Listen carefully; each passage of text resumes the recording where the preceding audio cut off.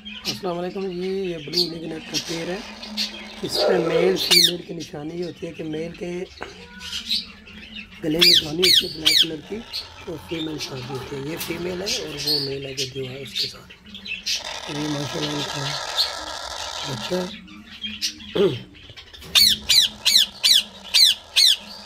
इधर माशाल्लाह कवर बच्चा है।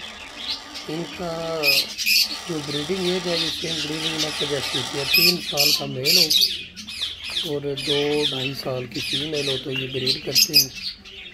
और इनका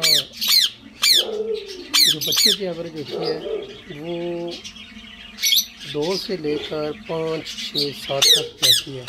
डिपेंड करता है कि आपका पेड़ कितने बच्चे लेंग फीमेल कितनी लेंग करती है। इनमें जो फीमेल होती हैं ज़्यादातर 4, 5, 6 और 7 तक भी लेंग करती हैं।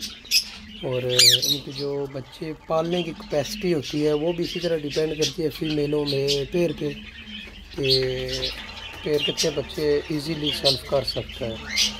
कुछ पेड़ होते हैं कि जो जिनकी कैपेसिटी सिर्फ 3-4 बच्चों की होती है, वो 3-4 बच्चे ही बामुश्किल पाल सकते हैं। कुछ पेड़ होते हैं जो 5 बच्चे भी पाल लेते हैं, कुछ पेड़ होते हैं वो 6-7 बच्चे भी बआसानी पाल लेते हैं।